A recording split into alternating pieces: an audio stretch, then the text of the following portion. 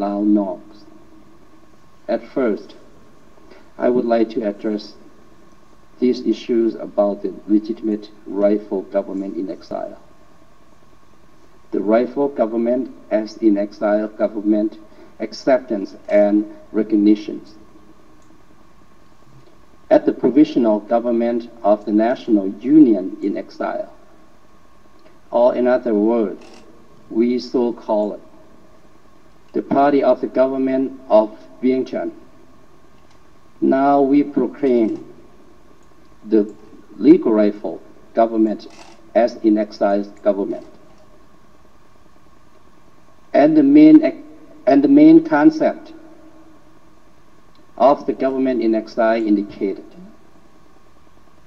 as one person or a group of persons living outside their states and claiming to be the rightful government had become accepted by the international law. This situation usually arises when the warring state is occupied by the enemy and its government is forced to seek asylum or political asylum in other state or other country. The government is recognized as lawful if it attempts to regain control and if it has armed forces integrated in a large alliance. For instance, during the World War II, the monarch and government of Norway, the Netherlands, Luxembourg, Belgium, without the king, and Yugoslavia were exiled in London. When the governments of Charles de Gaulle of France and Edward Benz of Czechoslovakia were formed in exile, chief sources international law and justice. As 1975, in a final conclusion, after the nature death of His Majesty, the King Sisawang Watana, Her Majesty the Queen Kampuy, and His Royal Highness, the Crown Princess Phasawang Wongsawan. They were taken away by the Communist Party Lao forces in violations of the Vientiane Peace Agreement on February 21st, 1973. The disappearance, the death camp of Sumner of Mueang Vientiane, causing the national of free Laos in the foreign land have now organized themselves and recognized in the persons of HRH, the Princess Suriyabong Sawang, President of the Lao royal family in France,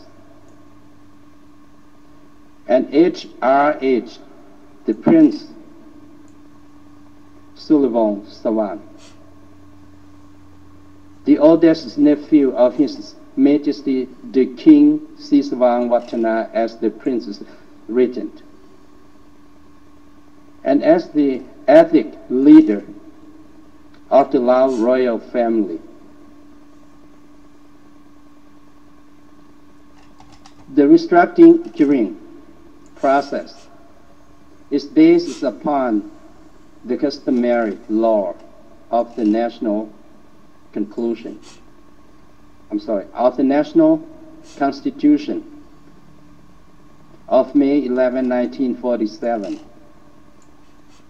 and the tradition of the government of culture and the political quality obtained after long years of struggle for liberty, freedom, democracy, and justice.